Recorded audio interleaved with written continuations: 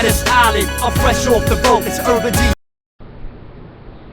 Marvin Musquin, fine form, Washougal Moto 2.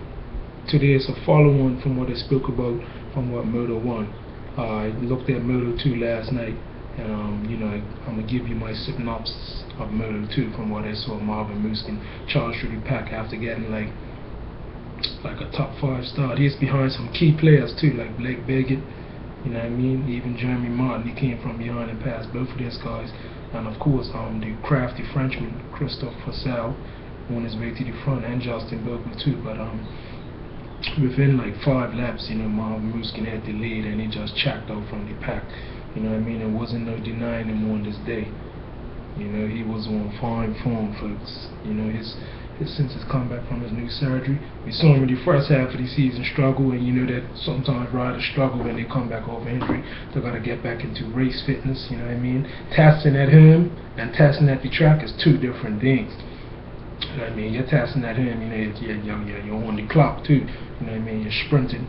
You know what I mean? But when you get to the track, you're going up against riders that are not only testing, but these guys are race fit. They've been racing all season, so that's what Marvin Musquin had to go up against. You know what I mean? He's coming back from his knee surgery, so the first half of the season was a struggle. So when a rider's coming back from injury, it's a lot involved. It's got to get back in the race pace. You know what I mean? It's got to get bike fit too. You could be physically fit, good, but you also got to get bike fit and race ready. You got to be able to go for 30 minutes plus 2 laps. You know what I mean? The intensity level is different. You know what I mean? That's why it's good to practice at a high intensity level and bring that to the track. Practice the right formulas. You know what I mean? What you do at home and practice in your backyard at the track, you got to transfer that over to the race. But you got to bring the intensity. You see what I'm saying? Even though it's different when you're home going to the track, but you still got to be intense at home, because it's going to be intense at the track. You know what I mean? You might be going fast at him. A lot of riders are going fast at him. I mean, even seen James Stewart go flying around his track at him, but when it gets to the race, you know what I mean, he's not able to keep up with the race pace. It's a big difference from riding in your backyard to riding in the track. The intensity level is higher, so that's why you gotta have your intensity level as high as possible. And 30 minutes plus 2 lap motos, you gotta do at least 2 of those at your house, at your outdoor track, when you're practicing intense like you're in race mode. Because you know what I mean, when you do show up to the track, you don't want to be getting left behind. But more with Marvin Musquin in fine form. What can I say? He's done a phenomenal job, him and KTM, since they've been back. You know what I mean? I want to congratulate him. And like I said, we saw him getting stronger and stronger, even though he struggled at the beginning, but Grant Langston knew, and I knew that he would grow and he would get stronger as the season went on. So I want to commend him for that, for standing firm and not giving up and putting up a fight. And because motocross is a mentally draining sport, and physically too, but it's more on the mental in some cases, especially when a rider comes back from injury. You know what I mean? It's iffy, and he might be a little bit timid, and he might not. It's a psychological effect, you know what I mean? As if he crashes in a certain part of a track and breaks something or injures something, that might come to his mind when he gets to that track, or even when he gets back on that bike.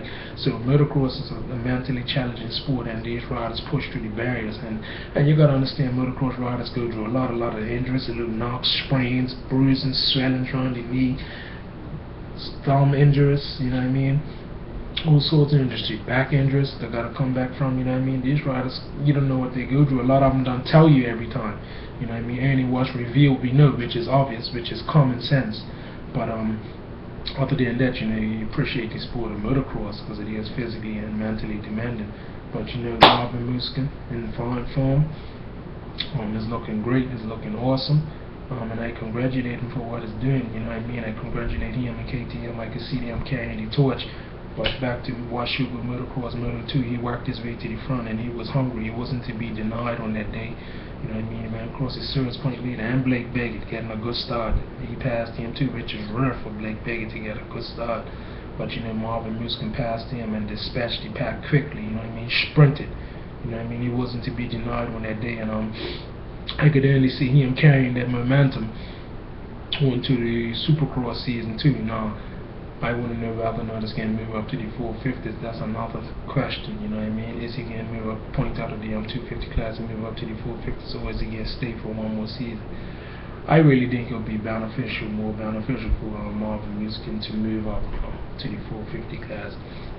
although he didn't get the championship in the Supercross on the outdoors. Maybe he might stay for one more year, but I think he has the strength now to move up to the 450 and be competitive in Supercross. And I think he has the strength now to be competitive on the outdoors too, because it's showing that he has the strength in the 250 class and his brand with his riding. So stay tuned for more. Talk to you later.